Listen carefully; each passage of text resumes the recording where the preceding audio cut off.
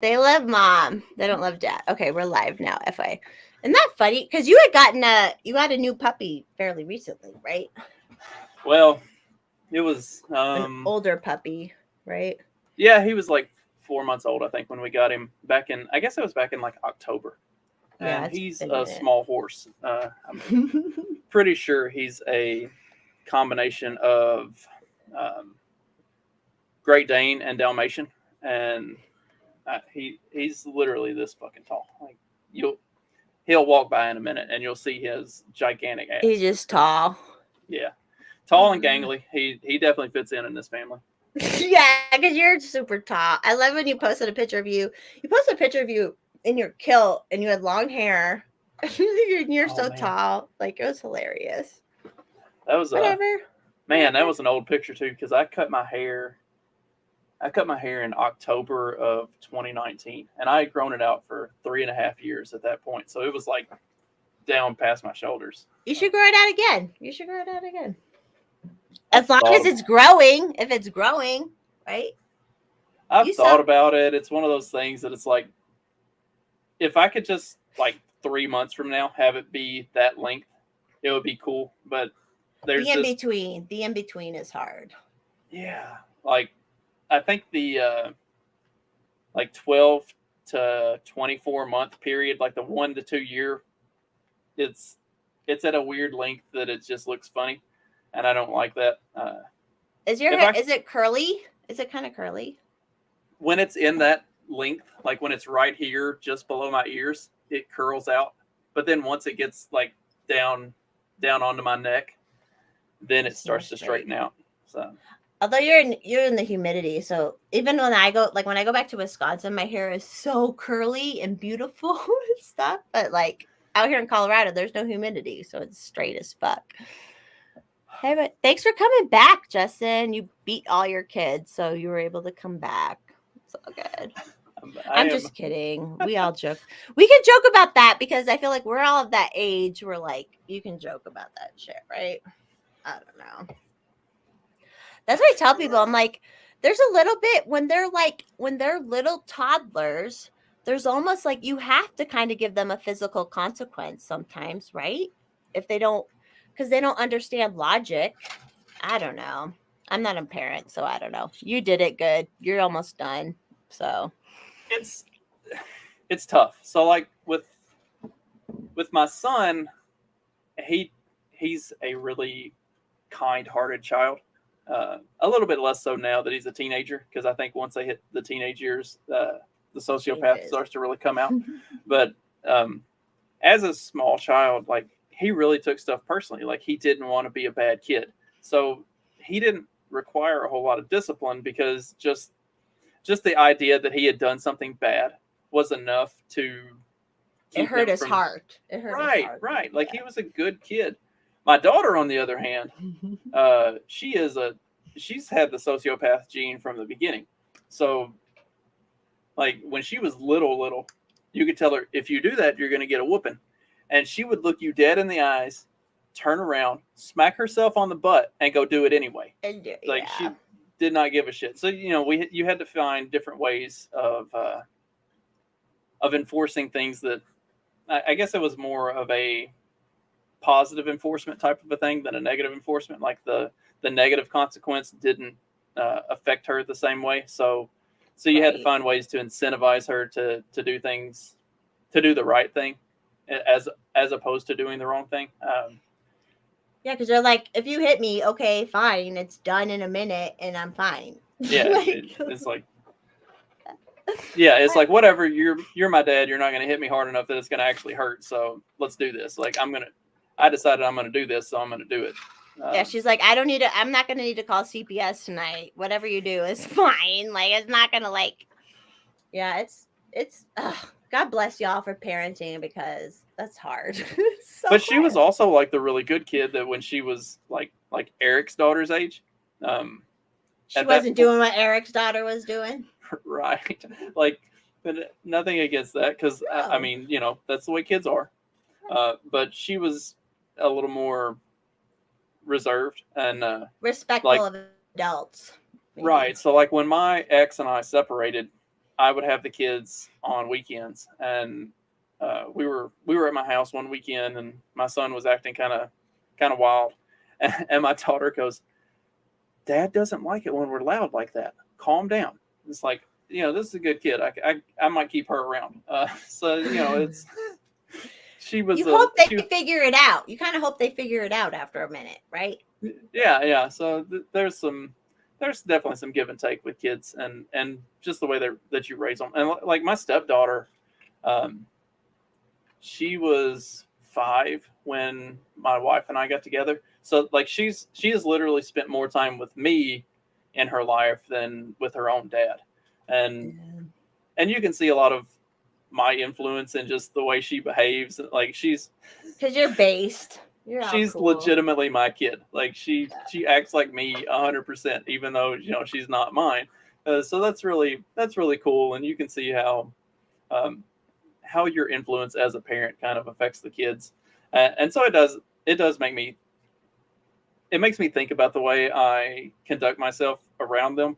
So I am kind of um, eccentric and a little bit wild, and probably inappropriate in certain ways, but uh, You know in when to appropriate time and a place stuff. right, and we always the things that we talk about, like I give them context for the things that I talk about, so like they understand why I say random crazy shit. It's not just me going like off the rails saying random crazy shit all the time. So it's a lot of fun. Maybe it Being is a a parent little maybe it is a little going off the rails, but like that's good though as parents. Like I always tell people, I'm like, my parents never drank around us, and they never went out and had date nights and stuff. And I'm like, they probably should have. Done that. Like but it is like a crapshoot with kids, that's like it's been a couple years ago now, but like to this day, one of my kids' like favorite moments of me and my wife and like them spending time with us is we were all hanging out in the backyard, and my wife drank a little too much wine and was acting kind of crazy and being really weird and off the rails, and it they was loved it. hilarious. They loved it. They thought it was hilarious. Like they still bring that up. They're like, remember that time we were all hanging out in the backyard and you got drunk and started acting crazy? It was like It's kind of fun. Yeah, It's fun. fun, and it's fun, and it's not. There's nothing negative about it because like we're not You the teach type, them it's not every night like that. right. It's We're not the No, type I of used parents to. who get drunk and beat our kids. Like we get drunk and act silly and talk dumb shit, and like they think it's humorous. And you guys love each. Like I used to go hang out at my neighbor's house all the time, and then later on I figured out because I was like, she is so fun. And plus they had animals. We didn't have animals, and like later on in life, I'm like, oh, she was drunk. Like she was drunk the whole time, and like whatever. Like she turned out crazy eventually, but like I'm like, there is that like bit of fun you can have with kids when you're a little tipsy, but it doesn't have to be beating them and being out of control completely, right? Like I don't know. I love getting my mom drunk now. And she used to have like surgeries. She got like fake hips and fake knees, and so you're on morphine after that stuff, And she would say the craziest stuff, and I would just egg it on. I would egg it on because I'm like, when can you do morphine? When can you do morphine? I'm like, go. And she doesn't do any drugs or drinking much anyway, so like, do it. My mom had both knees replaced at the same time. Mine Like too. They they did at the same time. oh yeah, they told her. They said if you do one, It's easier to do it at the same time. Right, because she had to have both done. Like it wasn't that one went out before the other. Like they were both bad, and so they told her like you've got to have both done, and you're less likely to come back and have the second one done after doing only one because it's going to be such a rough recovery. So she had both of them done at the same time, and I don't know what they had her on, but she was hopped up on some good painkillers. Like and I put on Dazed and Confused on the TV in our kitchen at Mom and Dad's house, and she's just standing there like ironing clothes. I think she ironed the same.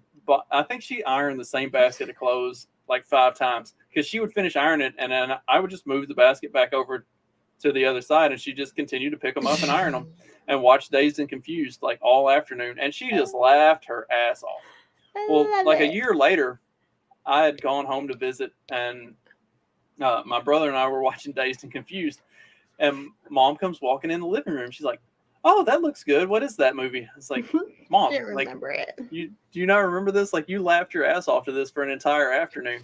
She's like, "Are you sure?" I don't remember ever seeing it. I was like, "Oh yeah, it was one of the most humorous days of my life, anyway." So yeah, they get them on some. It's funny when you see them on like silliness. When you, like I said, my parents never drank or did drugs growing up, so it was like when she was on, because my mother has 2 fake hips, 2 fake knees. Like she's been in surgery a lot, and it's like it was hilarious. Like the things she was saying as somebody who was like started smoking pot at 19 and stuff and being silly, like it was just I loved it, and she would never, like look for that again, other than drinking a little, but like, I loved it. Are your parents in Indiana out there? No, my parents are in Kentucky. I grew up Kentucky. on a farm out in the middle of nowhere in Kentucky. My mom was an art major in the 60s and 70s, so Ooh. she was apparently a big pothead back in the day. And from conversations with her over the last year or so, um, she and Dad have gotten back into their pothead ways now that they don't have any kids or responsibilities. Both of them are.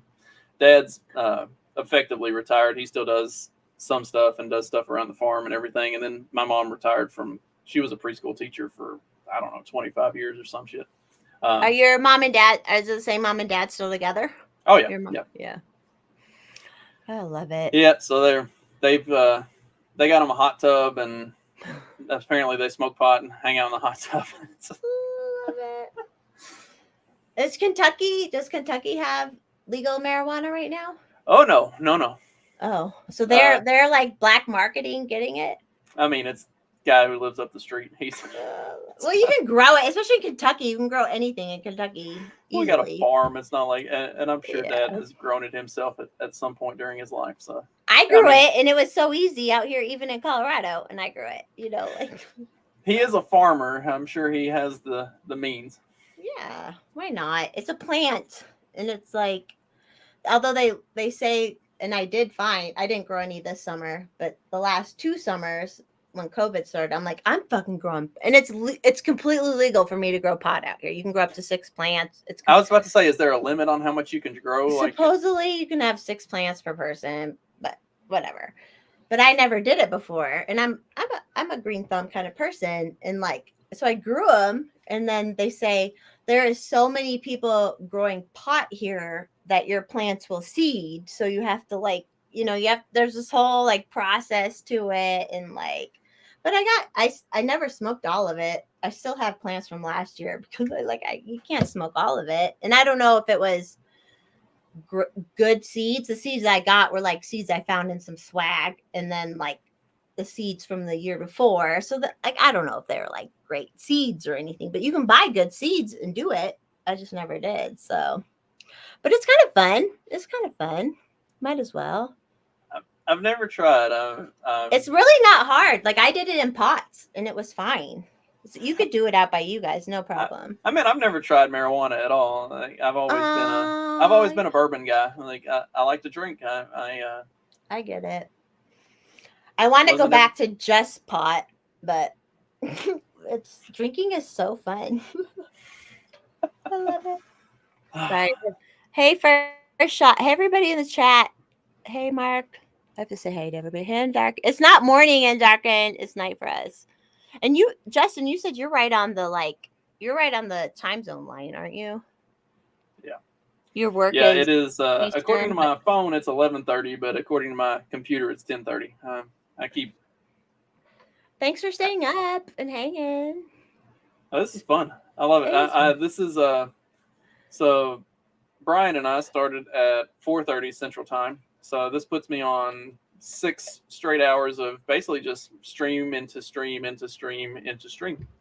It's kind of fun. Did you do something when you left? When you left the other one? Did you? Yeah. The morning show we do so because of the way my schedule goes,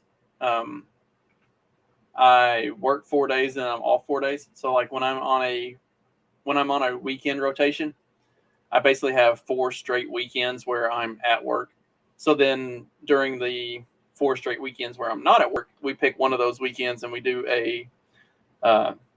we call it the night before. So we have our morning show that's the morning after. Well, this is the night before. So we did the night before tonight and had some guests on and talk shit and had a little bit of fun. Got way deeper than what we normally do on the show, but it was a lot of fun. And so once we wrap that up, then I pop back in. We are getting so deep with Cam. I love it because I actually, being somewhat of an atheist, I love talking about religion and stuff. Like, I love talking about that stuff. And like when people talk about it, who like you should go check out the night before that we did tonight, because we got into a bunch of religious stuff on that. Who was on? So Buck? It was me and my usual co-host, Dag, and then we also had Jason from the 2-Bit Podcast, Trey 50 Daniel, Carlos of Los Libertinos, and Paloma Verde, and then Sam Tweed, who's a buddy of mine that he's come on my show a couple times before. Just kind of a rotating door of different people coming on. Our usual co-host Clyde and Mark were.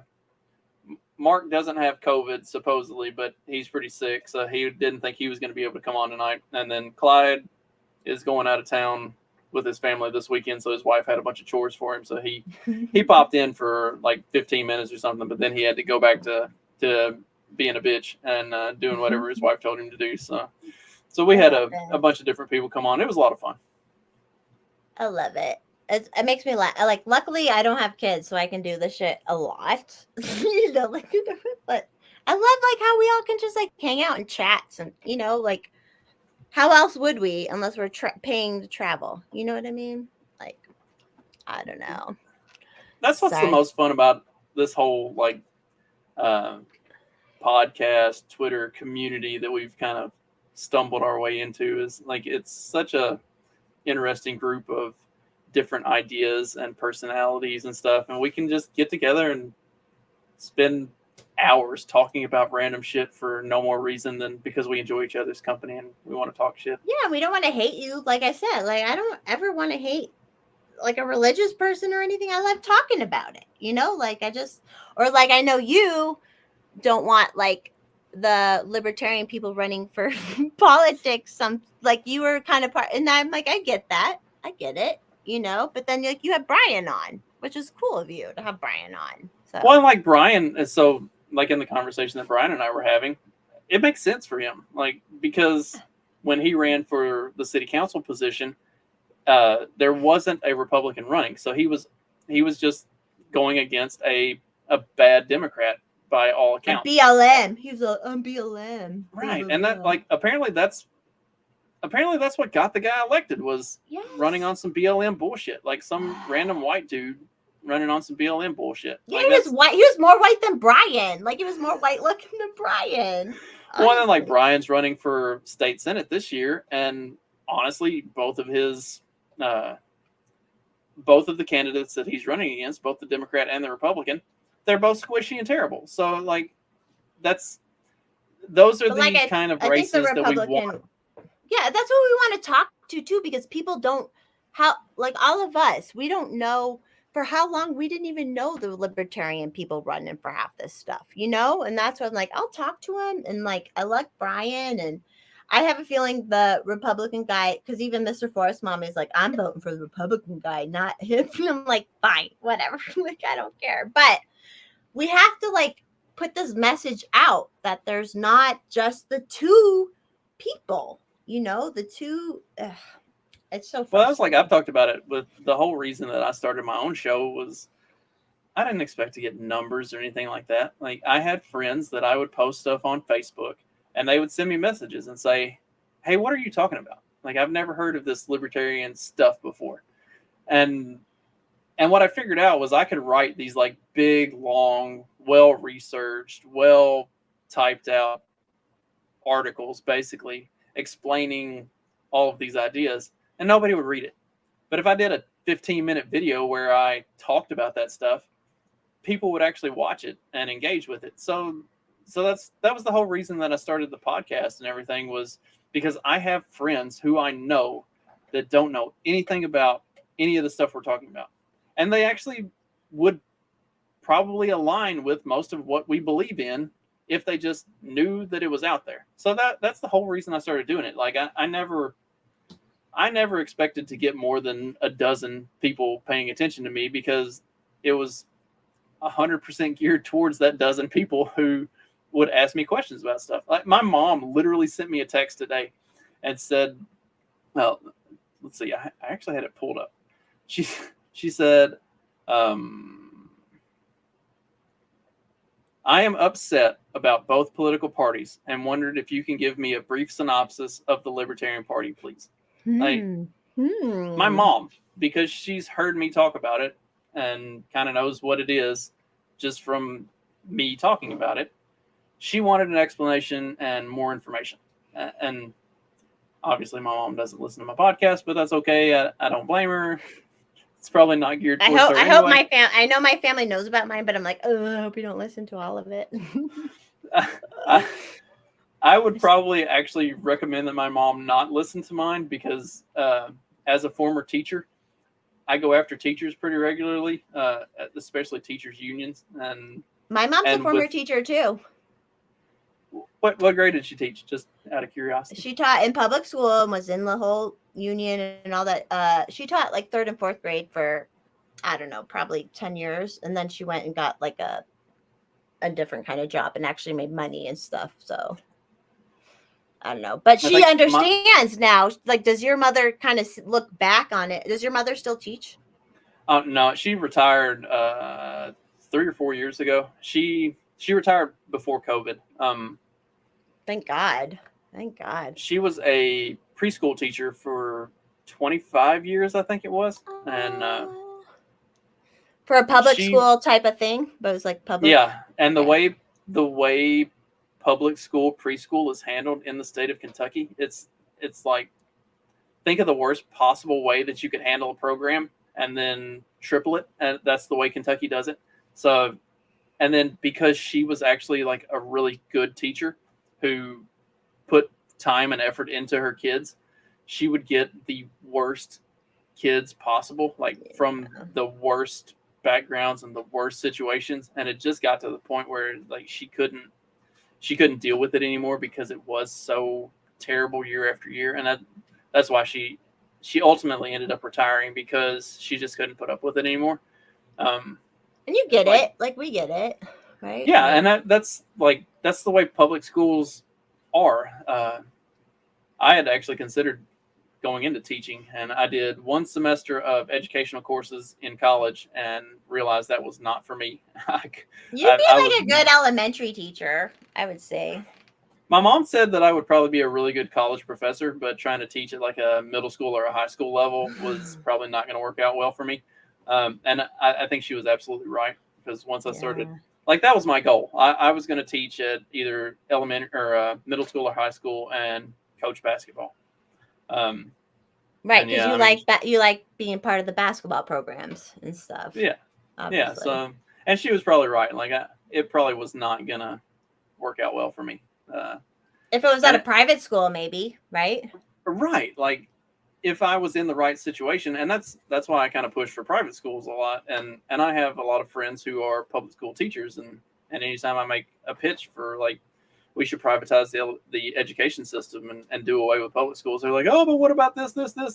I'm like, I want to see you get paid. I want to see you be treated like a human being. I want to see you succeed as a teacher. And you're never going to do that in the public school system. Like, it needs to be privatized so that you are taken care of as a teacher.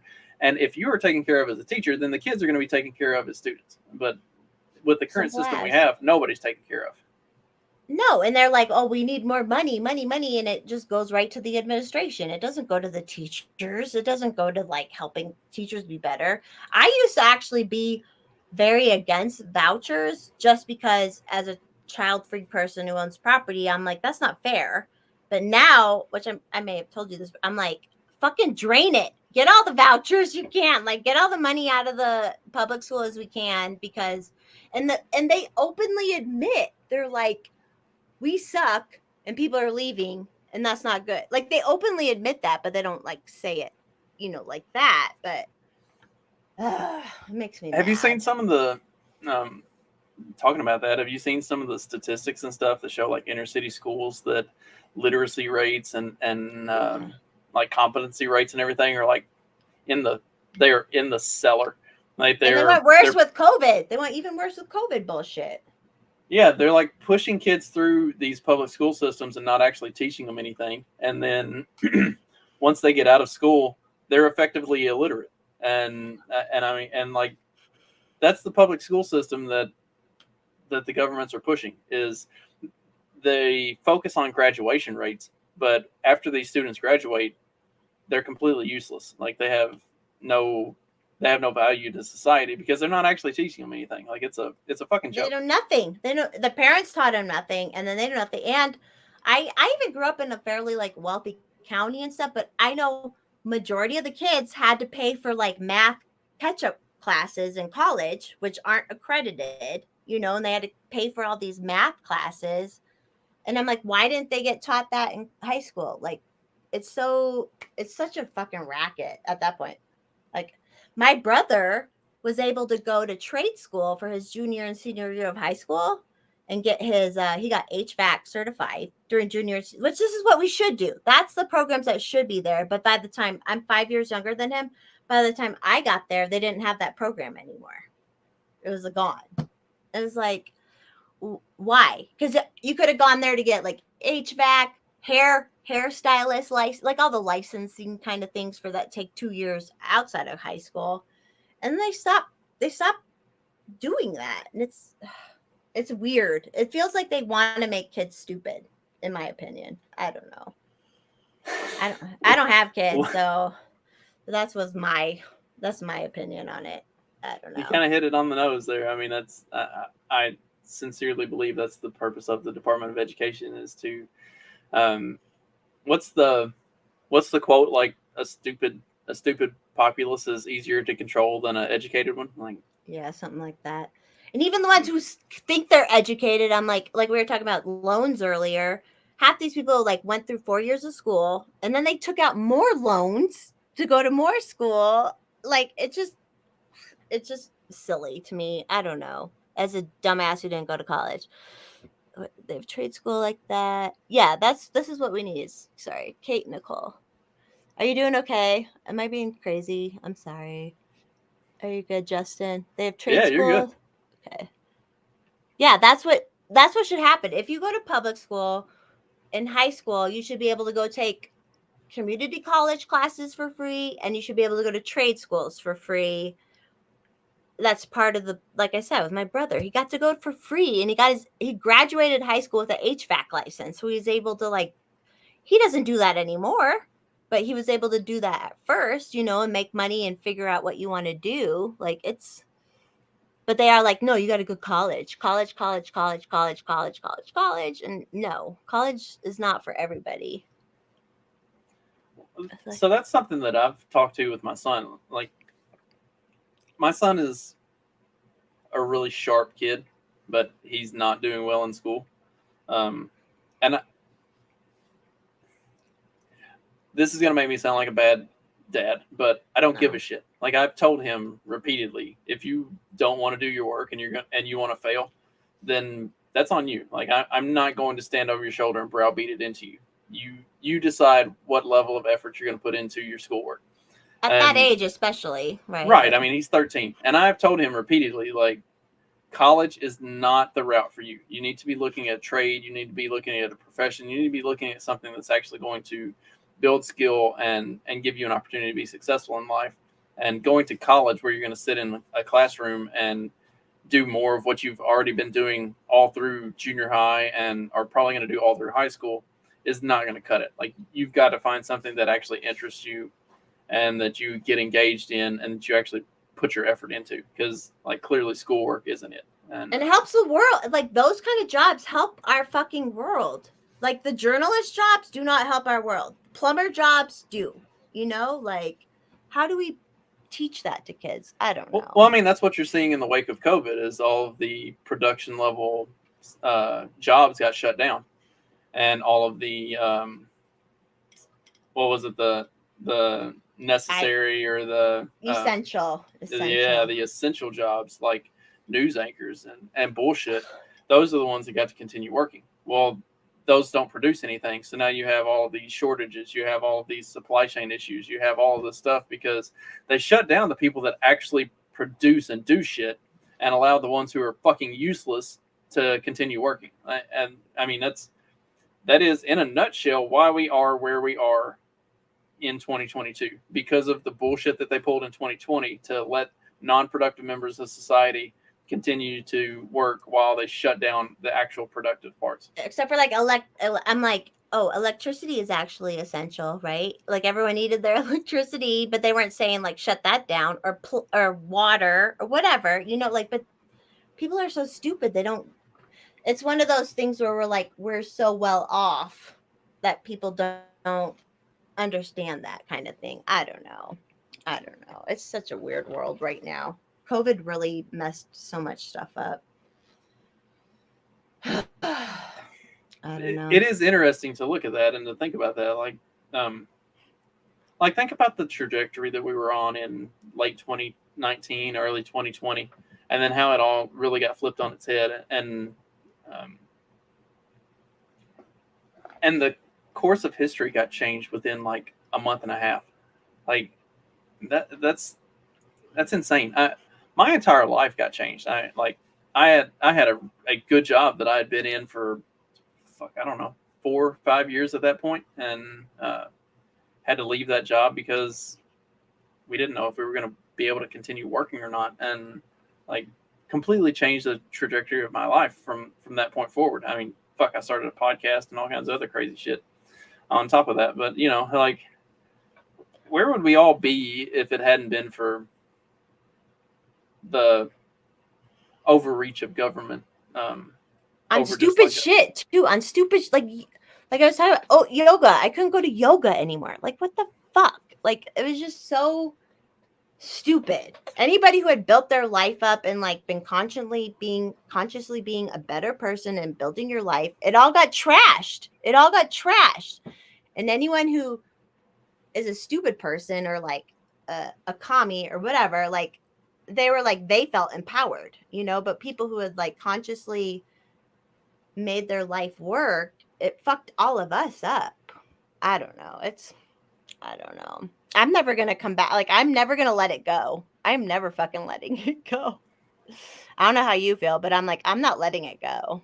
Because all these people want to just move on. They just want to move on. I'm like, do you know what you did? Do you even know what you did over the last 2 years with COVID? Like, people I knew?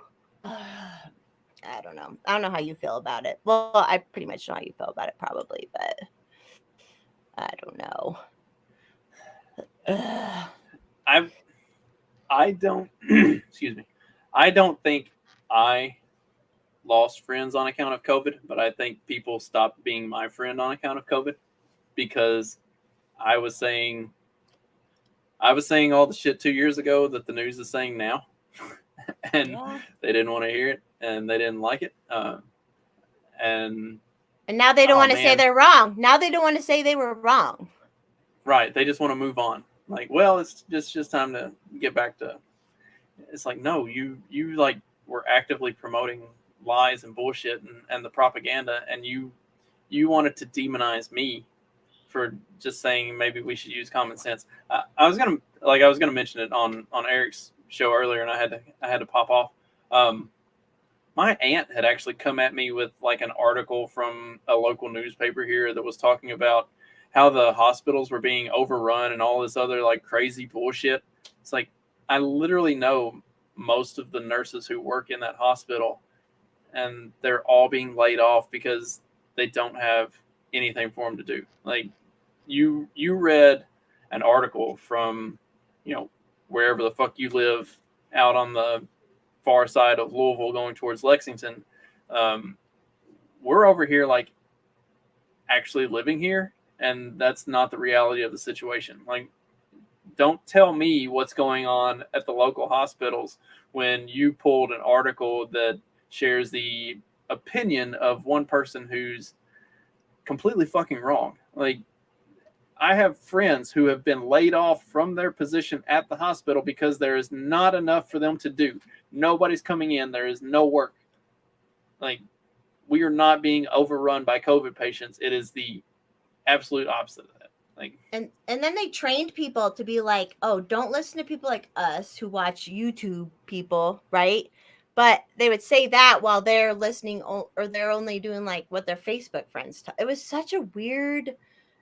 That's more why I don't want to let it go, is because you guys fell into the trap that they fell into in Germany, and they didn't even have social media back then, and they still fell into that trap of just following along, saying, not that it was as bad, but I'm like, I can't trust you anymore. Like, I can't trust you anymore because you believe it's okay to separate and discriminate and segregate. Like, how? Ugh. While asking, we all need to accept everybody for everything. Like, I need, it's just all so stupid. I really loved, so, the premise of my show is the Fact Check This podcast. So I like to look at the fact checkers and then look deeper into what the fact checkers say, because usually the fact check articles tell the truth somewhere in the middle, but they're relying on that you won't read that far. So like, people would come at me with like articles from CNN or MSNBC. They're like, well, look at what this says. And then I would come back with like 4 or 5 different articles from different news sources. And like, oh, well, you cherry picked that. I'm like, you're taking your shit from a completely propaganda biased news source. Like, you can't accuse me of cherry picking when the thing that you shared with me to prove your own point is completely cherry picked. And if you even dig into the fact check article on that, it says that it's fucking wrong. Like, it says that I'm right. You just fucking read, you dumbass. Oh man, and there's probably a reason that people stop being my friend, because I'm sure I said that out loud more often than I intended to. So that happened. I was off of Facebook, but I was still on Instagram, and I was posting like some of those graphs that are like, people were like, yeah, masks don't work. Here's, and people were like, people are attacking me, and then they left me anyways. But I remember one friend was like, well, you've never been to college. You don't know how to understand the data. And I was like, what are you talking about? I was on my own at 17, and I was a full charge bookkeeper for a lot of years of my life. And this dude who's telling me I don't know how to understand data has 2 baby mamas, living at home, can't afford any of his kids, and I'm like, that's what was happening. But everyone was getting, I really feel like people got so brainwashed by the social media stuff. It was weird. I had friends, oh, you're listening to someone on YouTube. Okay.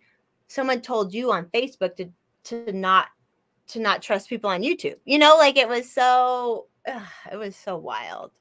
I hate that we've gone through redneck that. From the backwoods of Kentucky, and I can tell you how to look at the data better than most, college graduates. Granted, I do have a college degree, but I didn't learn any of that shit the charts, the graphs, that I had to relearn how to read some of these graphs and stuff that they were putting out. But it's so the fact that they all want to move on is what's more frustrating right now, because I knew that was going to happen. I don't know.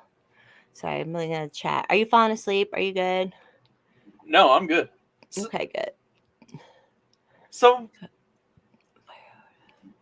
I'm going to flip this on you a little bit, even though we're on your show. Yeah, that's What are fine. some of the things that you've gotten, maybe critiques or whatever, for not having gone to college?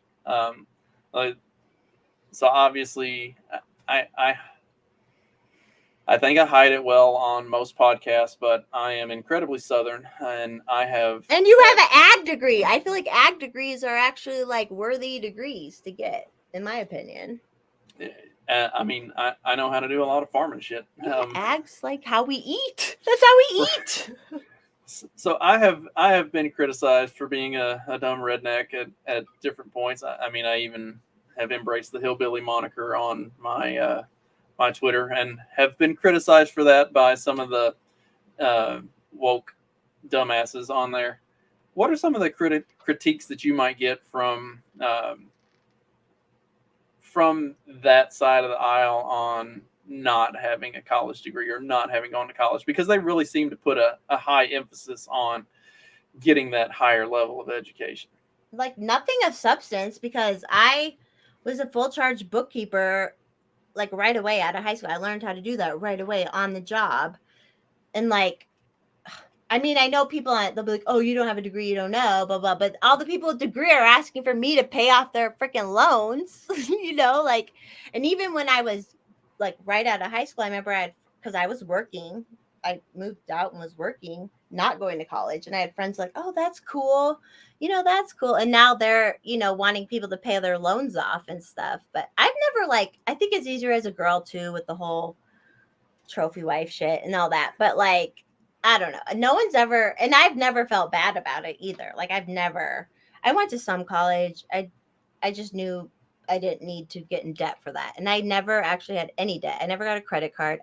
I've still never had a credit card. Like I never had debt, bad debt. So it's like, luckily for me, it's been fine. But like I said, I had that one friend who was like, oh, you don't know how to read data. And I'm like, motherfucker, you've been in college for 10 years and I've been a full charge bookkeeper for 10 years. Who knows like real life and real data reading better? Maybe. I don't know. But well, that's like for,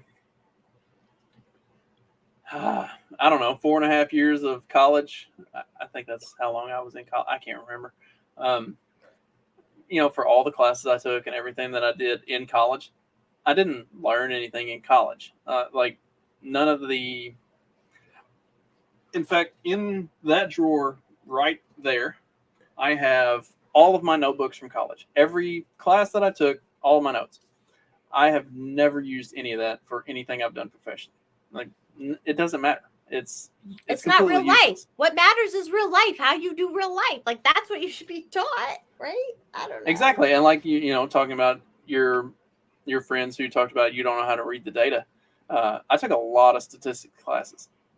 Nothing that was taught in the statistics classes was stuff that I didn't already know. Like, yeah, I already knew how to do that stuff. It was just taking what we were doing in the class and putting an application to it to make it work for what we were doing in the class. And I taught the other students in those classes how to do most of that work just because it wasn't hard. And it was stuff that I knew how to do just, you know. Because you knew how to do it. Right. Like you don't need some higher level of education. And in fact, if you look at modern or at the current collegiate system and the way that higher education is being conducted, I don't know that anybody is actually coming out of college knowing anything that they wouldn't have known if they had just gone in the workforce straight out. They don't even know basic real life stuff to be able to like. You need to know basic real life stuff to be able to use whatever your education is, you know. And they don't even know basic real life stuff. Like, it's so bizarre to me. Like, because I was a full charge bookkeeper, and I'm like, okay, I should get I had gone to school for vet tech stuff, but I was making more as a bookkeeper than I would ever make as a vet tech. So I dropped out of that. And then I was like, okay, I should get my associates in accounting, right? And I went to the classes and I'm like, I already know all this stuff. Like, you know, like it was just like, I don't know. And I was why would you not want to work and make money rather than spend money to learn when you can learn it on the job and be paid to learn? I don't know. That was my whole thing. Well, that's like my current job. I'm making more money now than I have at any point in my professional career. And my job requires a degree. A bachelor's? Yeah, just a bachelor's, just generally a bachelor's. Like mine's in ag. What's the other night shift guy's degree in? I think it's in German. It's either German or Russian. His degree has nothing to do with anything that we do. Like he has a degree in, I'm almost positive it's German. Like you just have to have a degree. It doesn't even matter what the degree is in. As long as you have a college degree, then you qualify for the job. Like what's the fucking point of having that requirement? Because there's literally nothing that we do that they teach you in college. Like it's on work. It's how you like all you learn on the job how to run this. And like I learned not to not to diminish the complication of the role that I'm in, because it's not easy, but like I learned how to do all of it within 2 weeks. Like I did a month and a half of training. After 2 weeks, I was basically doing it on my own. Like my trainers were just kind of sitting there with me, making sure I wasn't fucking stuff up. Like, and maybe that's because I know how to operate the systems, and we are smarter than most people a little bit. Yeah, I would agree that we are definitely probably smarter than, even though I don't seem it, I am. You are very smart. Just don't tell anyone, but yeah, I am. You know, I figured that out the first conversation that you and I had on my show. Like you're popping your cherry. Like I wanted to have you on just to kind of shoot the shit because you're fun and you're funny. And as the conversation went on, it's like she's actually like pretty sharp. Like she's more than just a sparkler in her ass. Like that was a long time before the sparkler. Okay. I know. But like, I'm that same person, I suppose. You are very sharp, and like you can pick that up for people pretty quickly. I think just in like general interaction with folks and conversations, especially when you get to sit down and have a little bit of a one-on-one time with somebody, like you figure out who. Especially about real life, especially about real life shit, right? Like we're like, right? You figure out who's sharp and who's not. And like I figured that out pretty quick with you. Like you're not just a pretty face. Like you actually know what the fuck you're talking about, and you're sharp. So. But yeah, I would like to just be a pretty face at this point. I'm just kidding. I'm the worst. It would be so much easier, wouldn't it? It is easier because I've done it all ways, and that's much easier. If only I were 10 years younger. Didn't have these crow's feet under my eyes. It's all good. It's all good. You're doing good. You got a good wife now, and now. Same thing with me. Like I started out completely different than I am now, so you find it, but I don't know. Yeah, the whole like college. I remember kids were, because I worked for a music promoter out here doing bookkeeping. So I got like free tickets and stuff, and they were like, "Oh, that's so cool!" And they'd hit me up all the time, and I'm like, "No, you can't have free tickets. You're in, like it was just interesting how different we were, even though we were the same age and grew up kind of in the same area and stuff. But it's hard because, like, I'm thankful for your kid. Like you said, your daughter got a GED. Your son will probably do that too, and like learn a trade. Because guess what? When you learn a trade, you are so much better set off to be self-employed. Because once you learn a trade, haircutting to plumbing to whatever, then you can have your own business. And it's just so much easier. And even the MBA, they don't teach that. Like, they don't teach that. I don't know. It's so silly. It's all so silly. But I mean, that's like we were talking about on Eric's show. Like, I had my best friend in college and roommate. We graduated the same year. I went in the workforce. He got his master's. 2 years later, I was making 50, 60 grand a year, and he was unemployable because he was too educated. With little experience too, like little actual experience. Right. Yeah. Like no actual experience, just a degree. He was considered too educated, so they couldn't give him an entry-level job because he was too educated. Like, it's insane. Like, what's the incentive structure to go to college?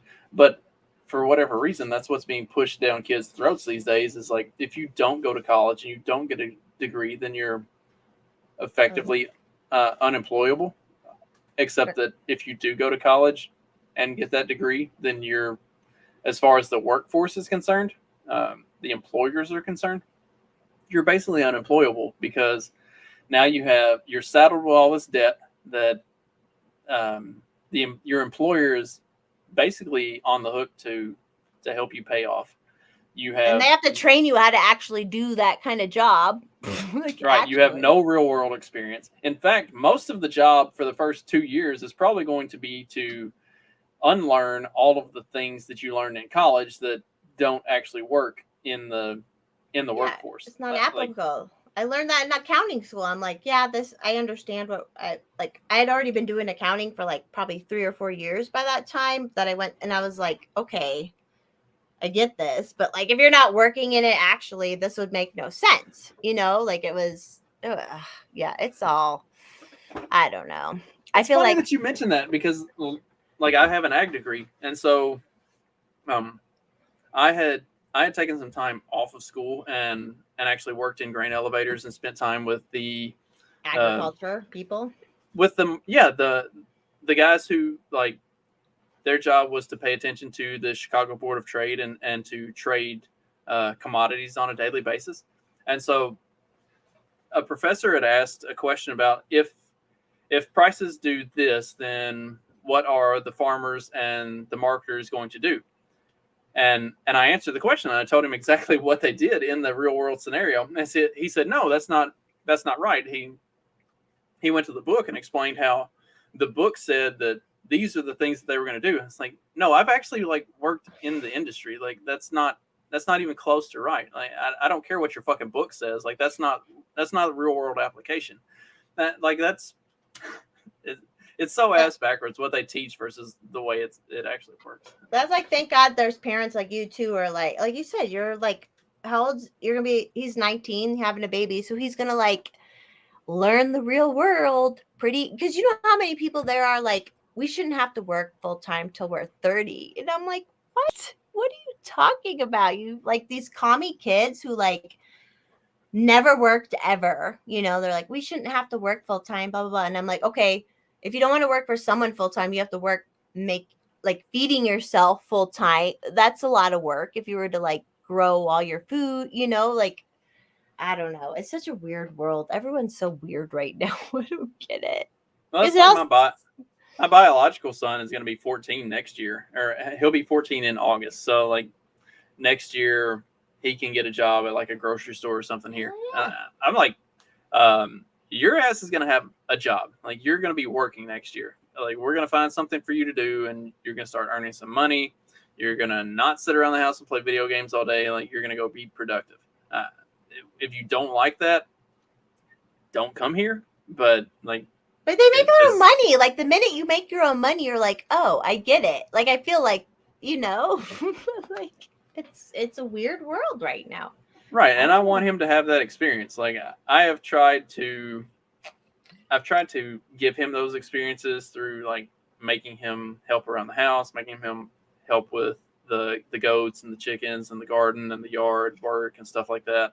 And it's not sinking in. Like I want him to have a real job and really start to like experience the workforce so that he gets an idea of what's going to be expected of him for the rest of his life, and so that he starts to develop skills and figure out like I don't want to be buried working at a supermarket for the rest of my life. Like I want to actually do something productive with my time and learn a trade and But even it teaches kids to like show up. You have to show up, which like even if you're growing your own goats or whatever, you have to show up and feed them, right? Like it teaches that whole thing.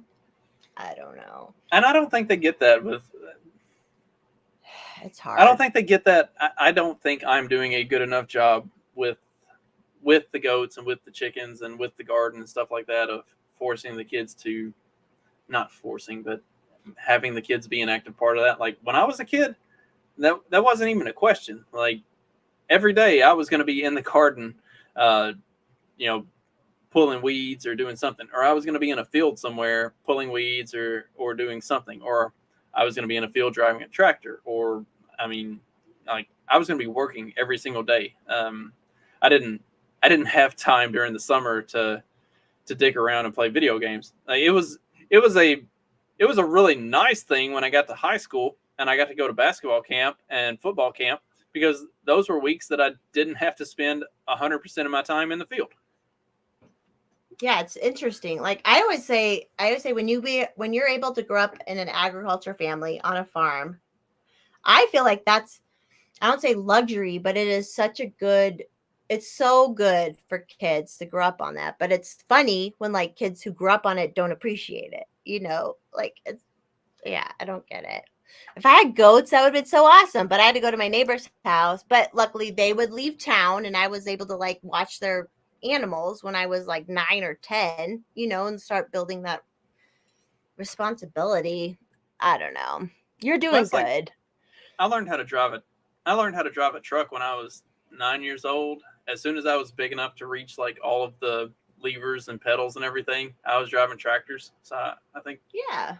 I started driving tractors when I was 10 or 11. Like it was like, on a farm, you're kind of forced into that. And my son last summer, he got to drive a tractor and run a bush hog in cornfields after they had like finished harvesting corn, and which he was really excited. And then I went and like a dumbass, I like burst his bubble on it. I was like, yeah, that's the entry level job on the farm. Like you get to you get to run the bush hog in the cornfield after they cut everything, because there's literally no way you can fuck that up.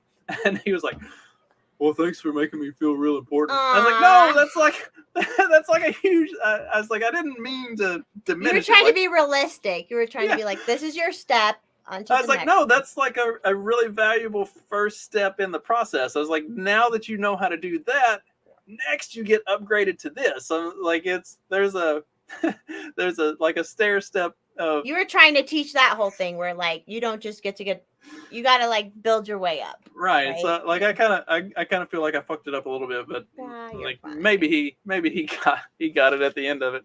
But like yeah, it was cool. He got to finally do this thing, and so hopefully like he gets to go back and he gets to do the next thing and start to run a disc. And then once he learns how to do, to run a disc and not fuck that up, then he gets to actually start planning and take the, which is like hard because you only get one chance. Like agriculture is, for the year you only get one chance. It's interesting. I love it though. Yeah, I mean that's like I was a really OCD. I'm still really OCD. I actually did a whole episode of my show where I kind of talked about my OCD. But like, are you like real bad? Do you like turn lights on and off and stuff like that, or? No, nothing like that. If stuff's not where it's supposed to be, or if stuff gets moved, or they put your shit back in the wrong spot, kids. Yeah, or like if the dishes aren't put away right, or if the dishwasher's not loaded correctly, like there's a way that things are supposed to be done, and if it's not done that way, then I'll have like minor meltdowns. I had one a few years ago. Like I have learned how to shield it from my family. Like if you didn't know that I struggle with it, you would never actually know that I struggle with it, because I've learned how to kind of mitigate it, or when I feel it coming on, like I can get away and not let anybody see it. But one day the kids like actually saw me have a full-on meltdown, and like it was embarrassing for me because I couldn't control it. Like I had to take everything out of the cabinets and set it all out on the table, and then put it all back in the right way because it was wrong. And like I couldn't stop it. I had to do it. And so like the kids are all sitting there at the kitchen table like freaking out because what is dad doing? What is dad doing? Yeah, because I'm sweating and shaking and having a full-on meltdown and having to do all of this. Like it's not fun. And even when I got to work, like a friend of mine at work, he was like, "Are you okay? You really look like something's wrong." I was like, "Yeah, I had an OCD like moment this morning, and like I'll be okay. I just need some time to like recover." So like it's a for real thing, but like I've learned how to not let people see it. Typically, you learned how to cope. You learned how to cope a little bit. Wow. Yeah. Wow. And I mean, I think that's half of it is all these kids are on ADD meds and stuff, and I'm like, or you could have just taught them to cope a little bit. Like obviously there are some things are out of control, but there is also you can teach people to cope. and they're not teaching kids to cope, or like you said, you're like, I know I had a moment and it was crazy, like, and I can move on, right? Like, I don't know. Did you have to organize your, like, do you have a warehouse that you work at? Did you have Yes. to organize? Like, I have to organize the whole warehouse. It's funny. Maybe because of the OCD thing, like I'm more drawn to that type of an industry, like working in grain elevators. You have this like big master control system of how the whole facility runs, and then you have all of your grain in different bins, and you're doing different things to like mix it and blend it for loading barges and loading rail cars and all this other stuff. And like it fits perfectly with my combination of OCD and ADHD. And then working in the plastics plant where you had all of these different types of products that we would make, and organizing warehouses both for the feedstocks as well as for the finished products. Like it plays perfectly into being a good all of the things organizer. Yeah, it works well with all of my mental disorders. So, and that's again like part of my current job is I do shipping, and so I run this like multi-million-dollar, ridiculously complex computer system to basically just ship a bunch of liquor out to all of these different states, and But the most efficient way possible. You do it super efficient, I'm sure. right. So like most of my job is just managing this big computer system and making it do all the things that I want it to do, but it like plays perfectly into my combination of OCD and ADHD, and so it's really fun. So yeah, like maybe I have been able to find a career path that works well with my mental deficiencies, or whatever you want to call them. Maybe But like, they're not even deficiencies, though. That's the whole thing I get mad about with the whole autism and all. And I'm like, maybe it's not a negative. You just need to learn how to channel it, right? exactly, like that's the thing that I think gets overlooked in modern society, is instead of viewing it as a thing that gives you an advantage in certain aspects, and instead of teaching people how to deal with it and to cope with it and to use it to your advantage, they try to medicate my son has ADHD, and when they diagnosed him with ADHD, he was 7 years old. I was like, he doesn't have ADHD. He's a fucking 7-year-old boy. Like, that's the way 7-year-old boys are supposed to behave. Don't put him on fucking medication. Just figure out a way to take that nervous energy that he has and channel it into something productive. And I try really hard not to say anything negative about his mother. Your other mom, the baby mama. Yeah. Yeah, I get it. But a lot of the problems that he has now are because she will not take the necessary steps and actions to hold him accountable and to get him to focus that energy into something productive. Instead, she wants to medicate and excuse it all away as this is why he does this. Like, no, you can take all of that and turn it into something positive. Like, he could probably be really good at something. Instead, you put him on meds and excuse it all away. And you've told him, and they've like told him, like you said, oh, you can't do this because of this. Like, that's what I get so upset about all this. Because the Ritalin and stuff was like big when I was in middle school and stuff. And like, I started telling kids, oh, you can't do this, or you're this way because you're this, or blah, blah, blah. And it's like, no, like, it doesn't have to be like that, right? Like, it doesn't have to be like that. I get mad when people are like, oh, I'm autistic, so I do this. And I'm like, no, you just do that because that's who you are as a person, and you can work through it. And if it's a negative, you can work through it. Like, I don't know. I have asked my kids on more than one occasion if I'm a bad father, because he, especially my son, he'll say stuff like, well, I can't do that because of this food allergy, or I can't eat that because of this food allergy, or I can't do that because I have ADHD or whatever. And I'm like, no, you don't eat that because you choose not to, and you would rather be unhealthy and eat junk shit. You choose not to do that because you're lazy as fuck. Like, you need to not be lazy. Like, I say this stuff directly to my kid on a regular basis. As you should. Because it's it's a result of his mother coddling him and treating him like a child when he should be held accountable for the shit that he is responsible for. And like there are that's people with real issues. Like there are people with real issues who really can't do stuff, and we're telling kids who literally can that they can't. Yeah. no, my son is not autistic. Mark, he's Oh, he's no. just a lazy little fucker. That's what I always loved about church, because I would probably be diagnosed with ADHD if I was a kid and stuff. But church taught me, you have to sit there and be quiet and listen. And you can't, and if you do something, your mother's going to beat you after the service. So like they always told me that my brother had a higher IQ, or that my brother tested higher on like IQ tests and stuff than I did, but that he had ADHD and all this bullshit, and like whatever, he's fucking lazy and useless. Like I don't believe any of that. No.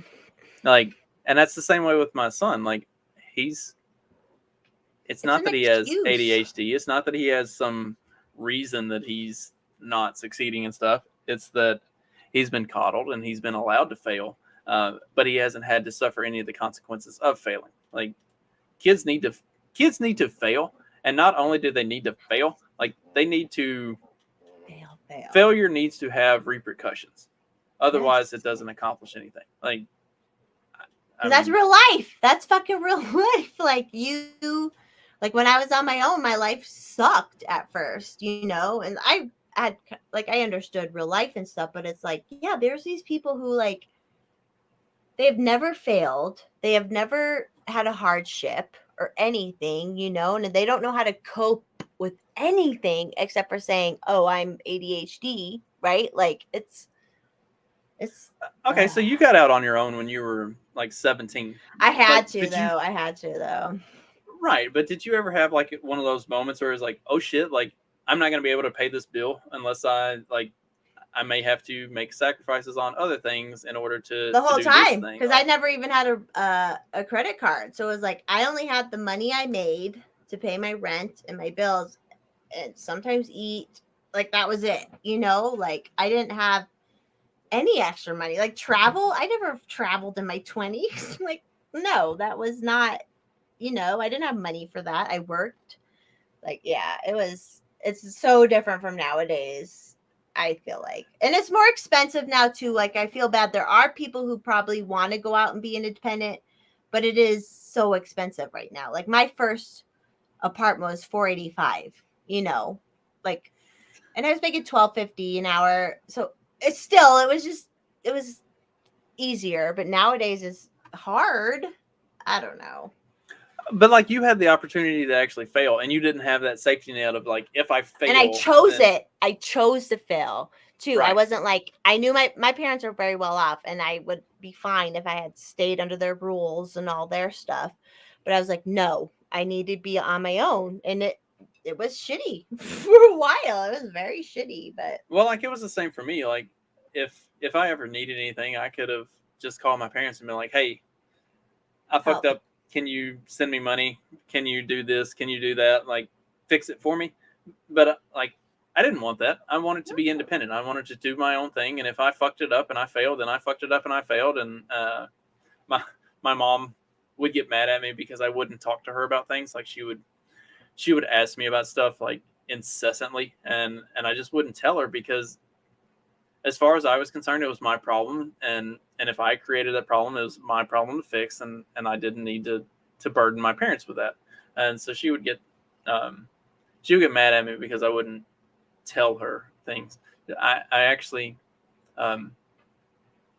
funny story, maybe it's funny to me. It's less funny to my mom. I established a 3-question rule when she would call me like almost daily. Aww. And she would ask me the same things over and over again because right out of college I was really struggling with shit. And so she would ask me the same questions over and over again. And so one day when she called, I said, all right, Mom, look, here's the deal. You get 3 questions. And after you've asked me the 3 questions, I'm going to say I love you and I'm going to hang up. Yeah. And she said, I only get 3 questions? I was like, yes, Mom. And that's 1. She's like, you counted that as a question? I said, 2. yeah, Mom. And There's that's 2. He said, "Why are you doing this?" I said, "Because I want you to think about what you want to talk to me about, and ask me things that are pertinent, and not ask me the same question over and over again. I love you. I'll talk to you tomorrow." And then I hung up, and I can hear my dad on the other, on the other end of the line, just like laughing his ass off. I'm pretty sure he fell out of his chair into the floor, laughing so hard because like I wanted her to think about what You know she was what's gonna talk to me. important? You're like, I'm alive. I'm still here. That happened to me too. Like I was working a job completely financially independent from my parent, and no one paid for anything. I paid for myself. And then my sister and my mother would call me at work and harass me. So I was like, okay, we're done. Like I said at one point, I was like, we need to break up because like I don't. Why are you? And my sister at the time was completely dependent on a man. She never paid her own rent, and my mother had never paid her own rent. And I'm like, why are you guys calling me and harassing me? Like you don't get it. And my mother would like call me and be like, why weren't you wearing a bra? Like what the fuck? Like all this crazy shit. And I was like, okay, we are not talking for a while. I don't ask you guys for anything. We are not. You have to do that. You have to like set that boundary, especially as a boy too. Like I've known a lot of boys who are like, you know, their mothers were crazy about they were helicopter parents or whatever, and like they had to say like stop, like fucking stop, mom, like just stop. You know, I don't know. Well, it's like I hate to say it, but like my brother is still on the farm because they never pushed him to do anything else. Like, is he gonna take it over? He more or less has. That was the last straw that pushed me to leave without ever considering going back. He had been in college for 5 years, I think, and was not even remotely close to getting a degree. And he decided that he was going to drop out because he was just drinking. Was he helping? Was he helping on the farm at least? Not at that time, no. Oh. So he decided he was going to drop out of college and move back home, and he wanted to take over the farm. And at the time, I was living at home, had a full-time job in the agricultural industry, had been doing grain marketing and You're responsible. working in the agricultural industry for 5 years at the time. So anyway, like I had also been talking to my dad about I would like to take over the farm. Dad wouldn't give me the time of day. My brother decides he's going to drop out of college and move back home to take over, and they just said yes, we're going to do that. And I was like, fuck off, I'm out. Within a few weeks, I got a job offer to move from Kentucky to Indiana, and I was like, let's do it. Sounds great. Bye. Like I'm not hanging around. I'm not hanging around here. It sucks though. It sucks when you're like, hello, I'm the responsible one who like could do it, you know, and they don't see it. I get that. Yeah. So like that was what pissed me off with that. But it's like, I don't understand why. Parents, fucking boomers, man. Are your parents boomers? Yes, they are. Yeah. And like I'm an equal opportunity asshole as far as my kids go. Like I am the same asshole to all of my kids, regardless of what phase of life they're in. Like I expect the same level of productivity and output from each and every one of them. And like I don't do the coddling bullshit. Like that's just not. Maybe life doesn't coddle. Well, life doesn't coddle, and you weren't coddled, so you're like, no, that's not how it fucking is. Right, and I never understood that. Like, I was not at all coddled. Why did my brother get that treatment? Like, it pissed me off. I get it. Well, I'm the youngest, and I wasn't coddled. Like the youngest is supposed to be coddled, and I wasn't coddled. It happens.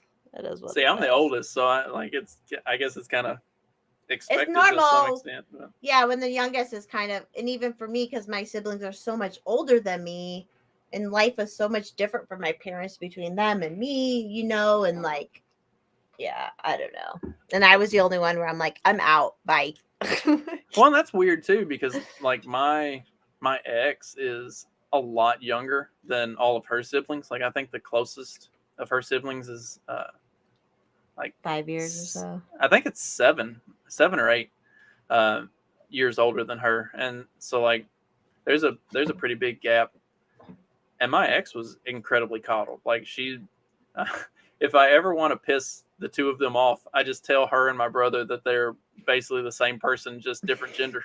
And and that guarantees that neither of them will talk to me for a few weeks. So like, I know how to get some quiet time if the two of them are ever...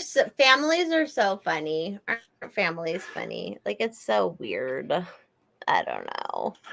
So That's if the why- two of them are ever fucking with me, then I know how to shut them up for a few weeks and get them. Are they friends? Your ex? No, not at all. Okay, They absolutely hate each other, which is why if I tell them that they're exactly the same, that'll get them to leave me alone. Yeah. Oh, they get super mad.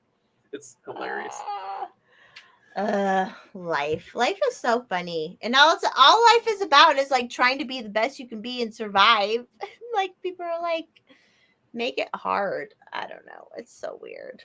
Are you good? It's what is it? 11:30 by you? I don't know. I hadn't been looking at the clock in a while. You're still good. We're having such a good. I love these like real conversations. You know, like real shit that therapists supposedly talk about, but people have to pay therapists for. You know? Have you ever gone to a therapist? Let's talk about that. One time, and then, so my ex-boyfriend was just very good about that kind of stuff. Like, and he had a girlfriend die before we got together, and we were like 8, she was really young, and he was just my ex-boyfriend was basically my therapist. I went to a therapist one time with my sister when my family was because when I moved out, my parents were really weird about the whole empty nest thing. Like, now my mother was not a mother. I was the last one, and now my mother was not a mother. So she was kind of going crazy. She had a job. She had gone back to work and stuff, but it just the empty nest thing does make people crazy sometimes. And then I was especially like, no, I'm on my own. I don't need you fuckers. Like, bye, And so, but yeah, I've never really needed a therapist. I've always been pretty, but I get how some people do. So I don't know. I'm pretty like, you have to just like be real with yourself all the time, And I feel like a lot of people aren't taught to be like, I remember even with like relationship stuff, people would like ask me all these questions, and I'm like, I don't know. Do you like them? Like, I don't know. I just do. When it's right or not. I don't know. Like, I've always. That is funny that you said that. My wife and I, we started talking in March and we're married in June.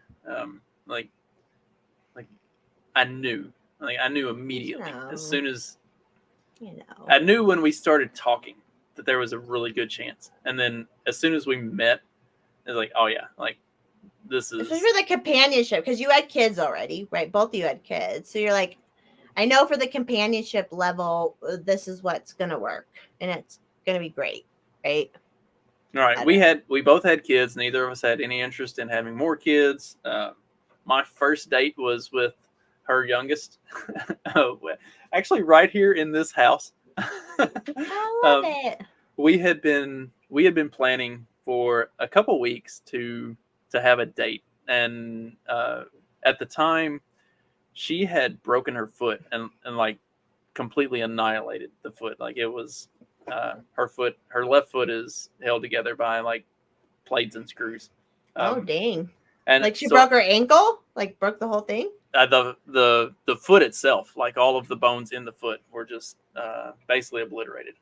Damn. What did she do? What was she doing? She jumped just over. Trip. She jumped over a fence and landed on. When she jumped over the fence, she like landed on a rock or something, and the way her foot, way her foot hit the rock, it just pulverized all of those like small bones. It's all those little bones. Yeah. So anyway, she was in a cast up to her knee at the time. So like, we would make plans to have a date, and then she just wouldn't feel like getting out of the house. She would be tired or whatever, which I mean, she's crippled at the time, for fuck's sake. To some extent. She was effectively a cripple. And so finally I was just like, look, I'm just coming to you. Like, just tell me when and where. I'm coming to you. We don't have to go somewhere. It can just be as simple as we hang out and talk. Yeah, And so it's not even about fucking and all that shit. Like, let's just hang out. But if we that really happens, did like it's cool. we really did very, very, very, very, very little of that prior to getting married. I think once, and it was super awkward, which was entirely that's my so fault. Sweet. Well, you know. But so like I came here, and her daughter met me at the door, like little bitty, tiny ass 5-year-old. Met me at the door and showed me around the house, and like she spent the entire night talking to me and having me play games with her and watch TV with her. And But so you were already a dad at this point, right? Right, yeah. You know how to do yeah, that kind of stuff. My kids were 6 and 7 at the time, so like, so it was fun, and we had like a good little night of me just hanging out with her daughter, and then at the end of the night, I snuck in and got a little peck on the cheek before I left, and that's all right. Later in the week, we got together. She brought all of her kids down to my house, and we had breakfast together one morning, and hung out and did stuff around the house at my place, and then came back here and had a cookout and had a lot of like. But I knew immediately, immediately. Especially after you had babies with another woman, like what works or not after a certain point, right? Like you just know. I don't know. I mean, I feel after that first night, I knew like this is something different. Like this is right. It'll work. So that is interesting. And you guys sometimes you just know. You're officially married. You guys government married. Oh yeah. We got. I know when you have kids, it's different. Oh, her granddad was a licensed pastor, and so we had him. He married us. We did just like a little small private ceremony with some friends. Came over to my house at the time, and my dad has told me, he's like, you guys need, before I'm dead, you guys need to get officially married. And I'm so anti-government that I'm not, like, because they got that all with my older sisters. Both my older sisters got married in the same summer, and like legit, like they did the whole legit trad way, right? And I've never been trad in that sense. And I'm like, you can't put that on me. You can't put that on me. Like, but I will totally do like a spiritual type ceremony. I'm down with that kind of thing. I just don't, we don't have kids, so we don't need to do the whole. That's why I think marriage is good, is when you have kids, because there's, you got to take care of the kids in case you split up, right? Like, that's the whole part. But with me, I don't know. We'll do a spiritual ceremony at some point for my dad. I think that's what we're going to have to do. How do you put that on someone, though? How do you put that on someone? He's like, before I'm on my deathbed. And I love my dad. I love him to death. But he's like, I'm like, you got the whole trad thing with two girls, and my brother, which, they didn't have to spend as much money with my brother and stuff. And I'm like, I'm not going to do that. Like, hello. Hey, Wind Model. Sorry. How long have y'all been together? 13 years. Oh, hell. I mean, is it really necessary at this point? No, it's not. And like I said before, I'm his beneficiary. So I have to stick it out till the very end of him, because even if like we were to break up, then he could just change that and that'd be fine. And I don't get a consolation prize if we break up. And that's fine. I don't need one. But I'm like, I'm in it to fucking win it. I'm in it to it. And I want to take care of him because he take care, like that's just how coupling goes, like I want to take care of him because he's a lot older than me and all that. So I want to take care of him. I don't know. I just never was into them. I understand when you have a kid, when you have children, it's different. You have to worry about the children, right? But when you don't have children, when women do, like I said, women, they just get money. They were in a relationship and then they just get all this money, which his ex got a shit ton of fucking money. And I'm like, and they did like, why? For what? For what? You know, it's all silly. It's all silly. But You don't I'm want in to it. take him for half his money?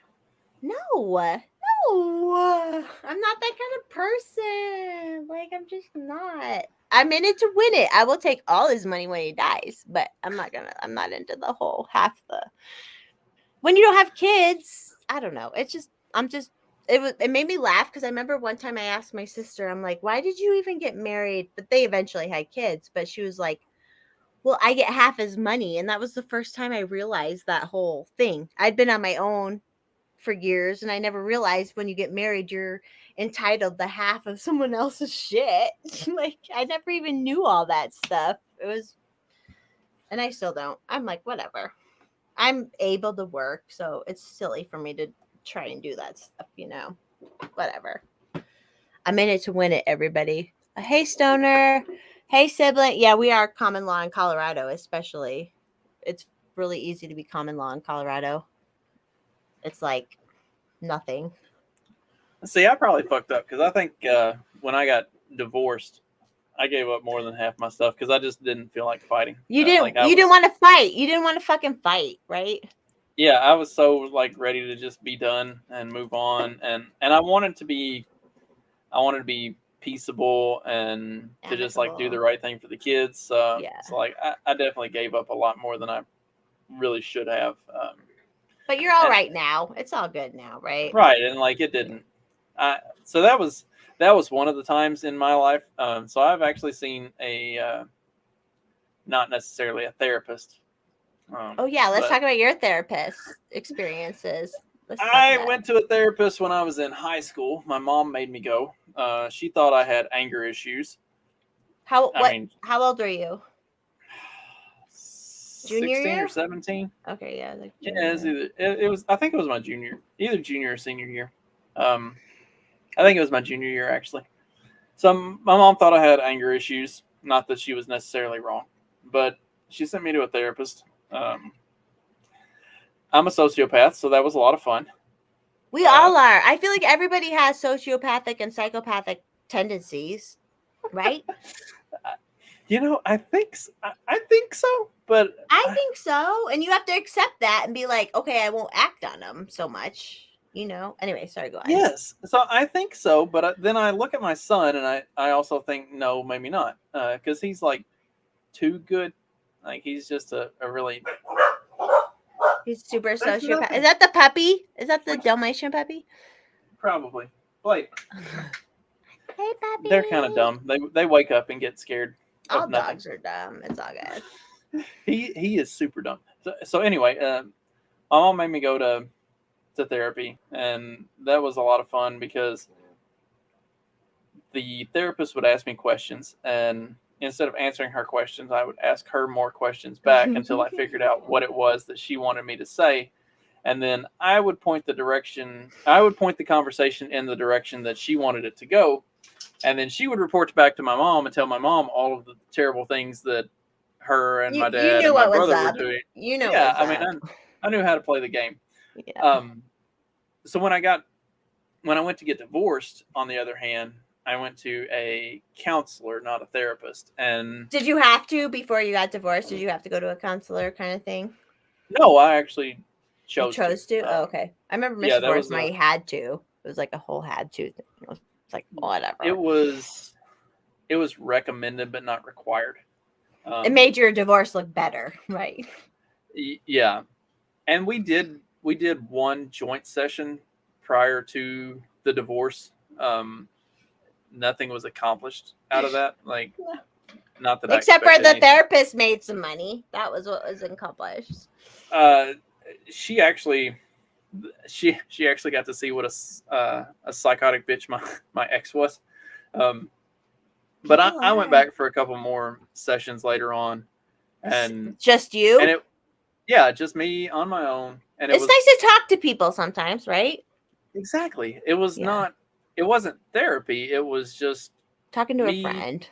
talking to somebody and talking get about it. all the shit that that had gone on throughout the course of that relationship, and then her kind of giving me some feedback on stuff, and it really put me in a better place. Like it really kind of helped me change the mental direction of my life going into, I guess, what has kind of been the second phase of my life. Like that was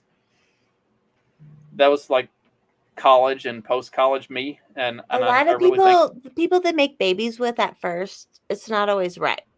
Like there's a different drive that people have at that time, right?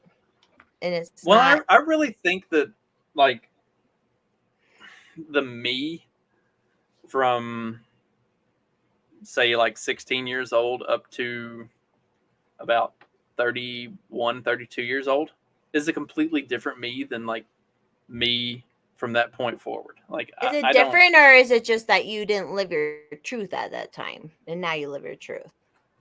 I think it's different. I think You actually feel like you changed. Yeah, I sincerely Okay. think that I am a different person now. Like I can look at the way I behaved and the way I treated other people, and You've grown. the You've way become a that better person. I really have, and I love it. I love you. I I like love them. that. I like that. Like I like the idea that I can look back at me at 27 years old and be like, And no, you grew. You grew. yeah, I can be Yeah. like, that dude was really a dickhead. Like I shouldn't have done those things. And Just to those be are able things to that like say I was an asshole then and I'm better now. How many people even say that, right? So it's so good that you say that. right, like to be able to grow spiritually and emotionally and to be able Human. to acknowledge Human. that, like, I had those moments where I was really a manipulative, You reacted sociopathic. out of a bad place of in your heart, kind of like you. That's what I would say. Like at some point, you had an evil. We all have evil in our heart, and we all will. At some point, will react out of the evil, but then we figure out you shouldn't act out of the evil. You should act out of the good, right? Like, was it like that for you? Yeah, I was very career driven and very personal gratification driven, and No, uh, I still and am. then, around the time that I got divorced, I kind of had like it was really a come to Jesus moment. It was like, oh fuck, like I was pretending to be this like good person, but honestly, I was anything but. And you may And not have been taught. You probably weren't taught to like look at that side of you, right? right, because I was just trying to be the best at everything that I did, and um, other people be damned. Like I was, striving for my own personal gratification and my own personal advancement, and after that, like I kind of hit a point where it's like I just want to be happy and You just want to have your goats and your chickens and not fuck other people, like not actively fuck other people over. Like, yeah. sometimes shit Which is happens hard and- when you it's hard when you have a kid with somebody, I know, especially, but to be actively, even like I realized at like 1920, I was like, oh, my parents were very religious, but they never taught meditation or like thinking, like you just sit and think about what you're thinking about, like you have to learn that shit eventually or talk to someone who like will tell you what you shouldn't. You talk don't about need. that a little bit.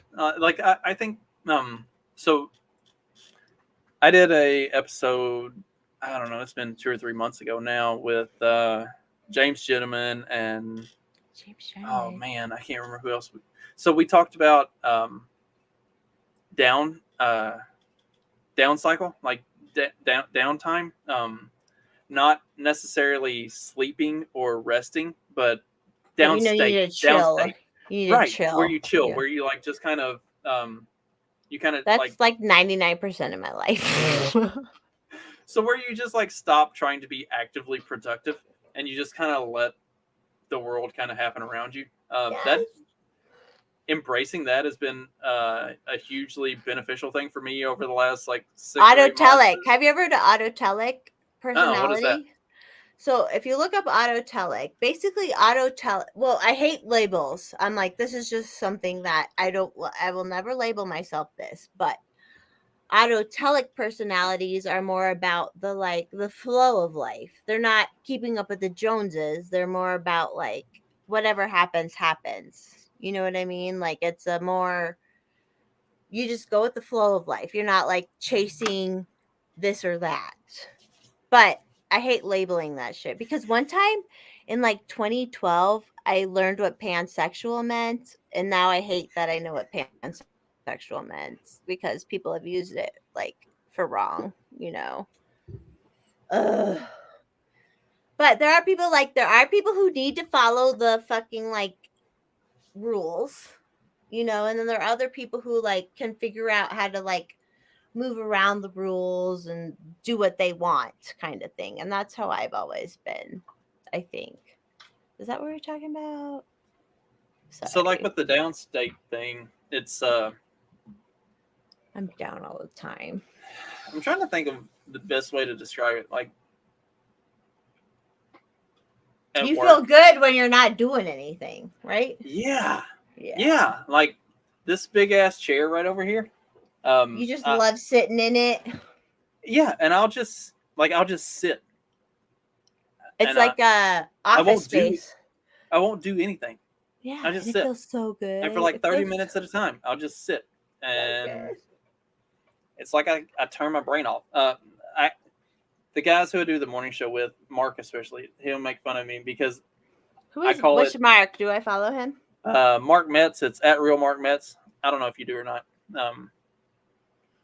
Let's try. Go on. So Mark will make fun of me because I say that I take like a 13-minute power nap at work, but I have a timer that I set. And some of us are better at just like zoning out, you know, kind of. So during at different points during the night, because I work night shift, which makes you a little weird, anyways. FYI, I feel like. Yeah, definitely. It takes a special type of personality to work night shift, I think. Yeah. So at certain points of the night, like I'll feel like I'm kind of dragging, like I'm not 100% with it, and so I'll go upstairs and sit in my boss's office, and I put on a 13-minute timer, and I just sit back, cross my arms, and I close my eyes. You're out. You're out. You're out. Right. I'm not sleeping. You're out. I just turn off. Like, yeah. There's nothing going on in my mind or in my body. I'm just sitting there basically dead to the world until the timer goes off. And when the timer goes off, I'm rejuvenated and refreshed and I'm ready to rock and roll. Like it's that's what men need. That's why, like, the whole thing, like, when men come home from work and they need to just fucking watch TV for, like, an hour, you know? Like, it's that kind of... And all these bitches get mad about it. And I'm like, they're fucking paying for your life. They can fucking turn off for 13 minutes or an hour, you know? Like, that's what people need, you know? I mean, there's a huge benefit to that. I need to find the episode that I did with those guys where we talked about downstate. Yeah, send me the link. Where we really got into it because it is like it's real. Thing. It's real, and it's like there are studies that show that it's actually more beneficial than getting more sleep. Like, and you get all these women who get so mad, and I'm like, they are literally paying for your life, motherfucker. First of all, second of all, if they need to come home and just like decompress for 13 minutes or an hour, whatever, like let them do that. Like that's how humans are. That's how we operate. Like, and it's fine. It's okay. It's not a fucking negative thing, you know? I don't know. I'm different than everybody. Sorry. No, I mean, that's like, you're entirely right. Honest. Like, I'm honest. People need to reprogram to acknowledge and understand that, like, you need even if you have kids. Even if you have kids, all these women are like, "Oh, he comes home and needs to like watch TV," and I'm like, "Yeah, because guess what? The reason you're at home with these kids is because he goes and works all day and he needs to come home and decompress for fucking 40 minutes. And that's okay. Like, that's fine. And he'll help you with the other chores afterwards. Like, but he needs to, if you work a full-time job, you need to fucking decompress. I know this shit. Like, you just, I don't know. It's a weird world right now. People I kind of have a unique situation with that because your schedules are weird. my schedules are weird. Plus, I have about an hour and 5 minute drive to and from work. So like that's a lot. And I tend to leave early. Like I show up, I get to work about 30 minutes early. And then leave 30 minutes early? No, I leave on time. But so I have that like a little over an hour drive, and that's my like chill out time. Yeah, that's my getting into work mode time. Yeah. Like I put on music or whatever, and like that's my time to just get myself ready for the night. You need to chill because you're gonna have to work for somebody else and do the shit. But you need, like, you'll be productive for them if you can have this productive, like, human physiology aspect where you can be like chill out for it, and then you'll do the best for them, right? And then when I get off, I've got an hour drive home that I'm just like, I'm winding down. I'm kind of getting back out of work mode into being at home mode. So when I get home, like everything from there is gone, and I'm home, and I'm like, it's not. Do you need a little time to decompress? It's okay if you do.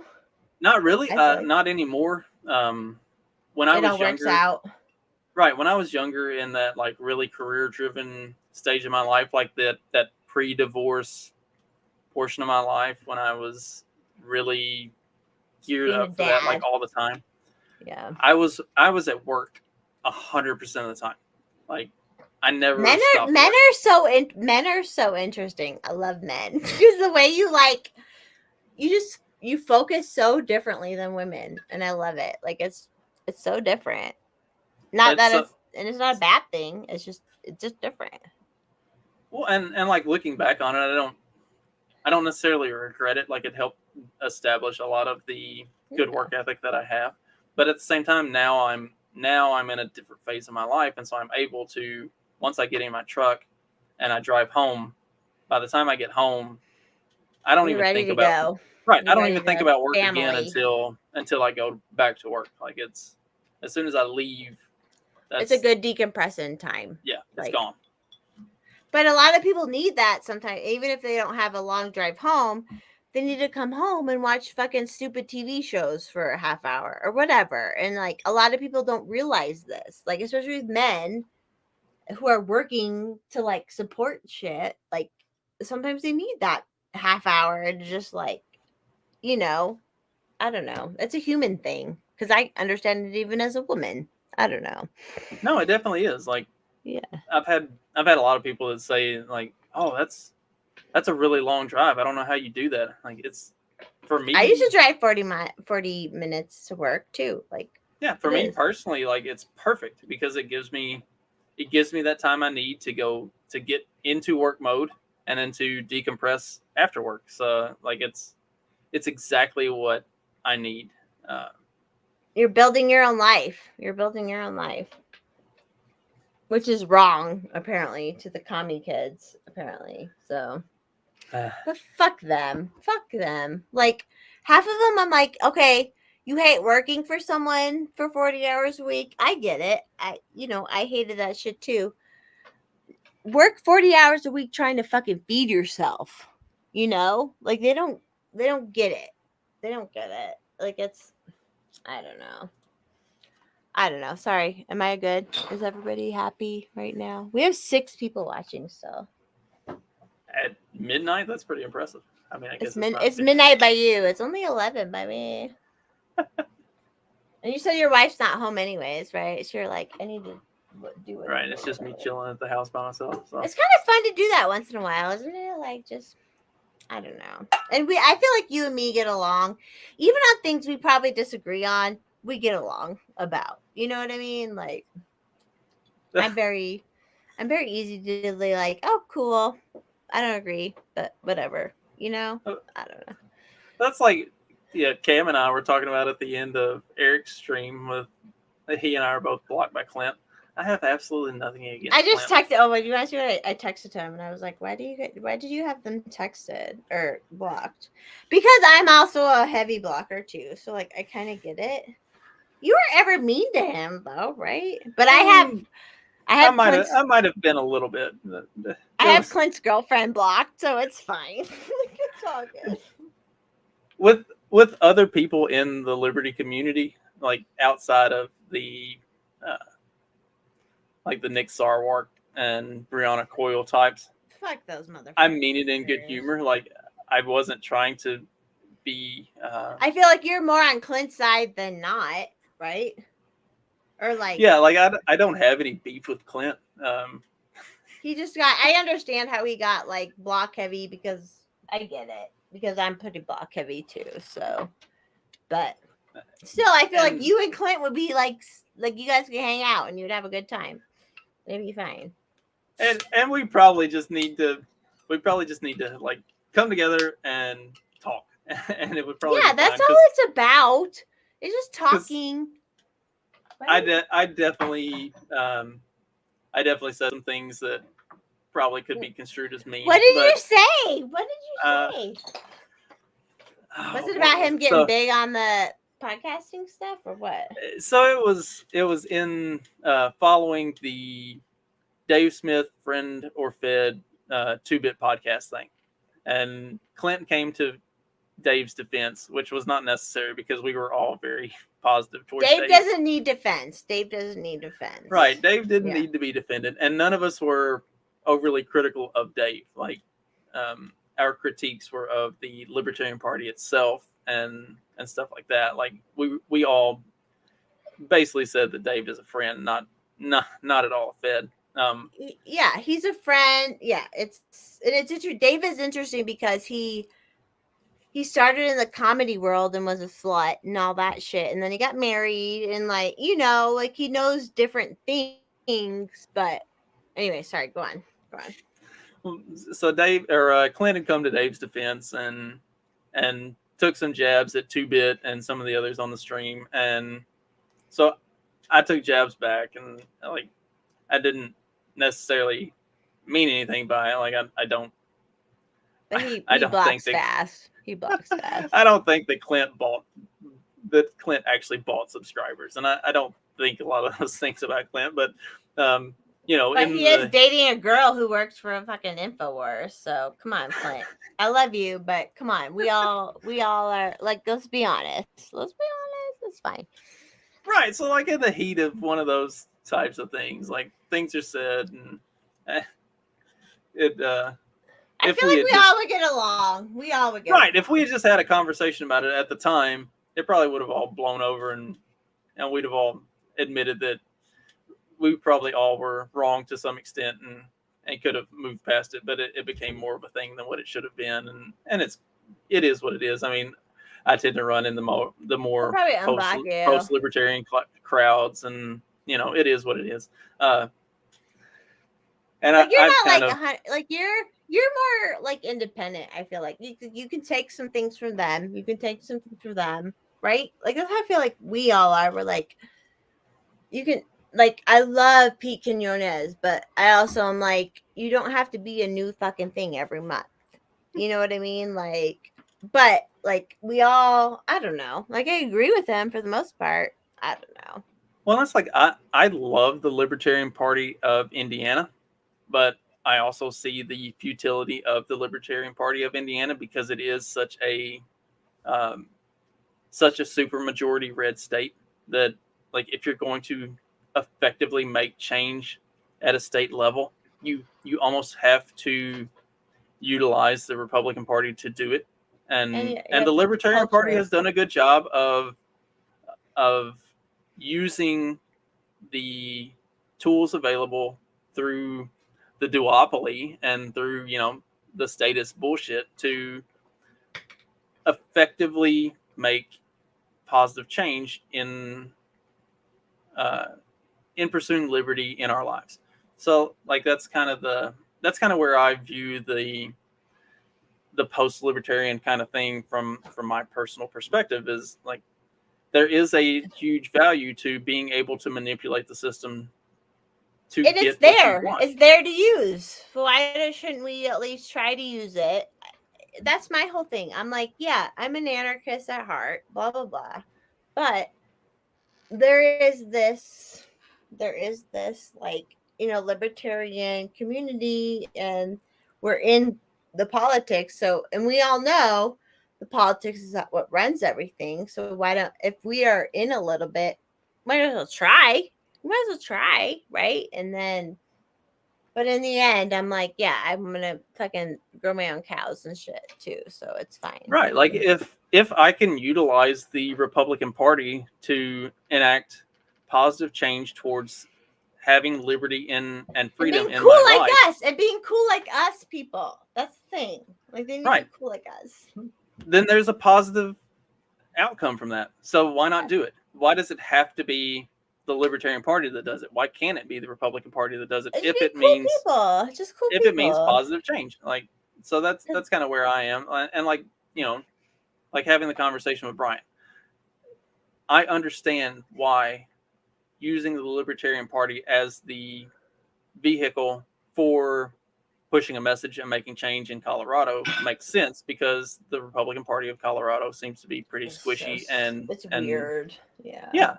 Like in Indiana, it makes more sense to utilize the GOP because that's where the power is kind of centralized. Like you have to use the tools at your disposal to effectively create change. Like I don't understand the point of running a Libertarian Party candidate against DeSantis when DeSantis has honestly been... that's what you were against. You're against running against someone against DeSantis, right? Right. Like there are better methods. But I'm also like, whatever though. That's how I am. I'm like, I'm not against y'all who are against running a Libertarian against DeSantis, but I'm also like, fuck it, whatever. You know what I mean? Exactly. Like I want to see change happen in whatever the best manner that is. And if DeSantis is pretty damn good. Like, right, if it means pushing the Republican Party to make those changes, I don't care if the Republicans take credit for it at the end of the day. And if there's a libertarian who wants to run, fine. That's my whole thing. I'm like, whatever. Right, as long as we see a positive change towards more liberty and freedom in our lives, then that's what it needs to be. And it doesn't matter whose name gets attached to it, if it's the GOP or if it's the Libertarian Party. Do you have more freedom in your life? Yes. Then that's a positive change. It doesn't have to be right. Like that's where it goes from being about actual results to being about party politics. And if it's all about party politics, then you're not being effective in your methodology. Yeah. No, I agree with that completely. Do you want to keep going? I have to pee if we're going to keep going. It's up to you. We can wrap up. We've been going for almost 2 hours, and I feel like we've covered a whole lot of stuff. We did. We talked about everything. Love it. We talked about therapy. We talked about politics. Everything. Every fucking thing. All right. Bye, everybody. It's what is it? Saturday night, almost 11:15 Mountain Time. I love everybody. Justin, plug your shit. Plug all your shit. At JCamp1521 on Twitter. You can find me at Fact Check This Podcast on YouTube and Rumble, Odyssey, and BitChute. And also you can find me at The Morning After, which you can't actually look for The Morning After on YouTube. You have to search for Vasectomy Clubhouse, which will take you to The Morning After, as weird as that sounds. You should definitely check us out because we have a lot of fun talking about just random dumb shit. Justin's awesome. You're awesome. I love you. I love you too. This has been a lot of fun. Thanks for having me on. We're like, let's keep going. We'll keep going. And then we go for fucking 2 hours. Okay, tomorrow, everybody who's watching right now. Oh shit. Are we still here? Am I still here? My computer. You're still here. Okay. Scott Horton will be on tomorrow, 2 p.m. Central. FYI. All right. Thank you, Justin. I love you. Thank you. Thank everyone for watching. Bye.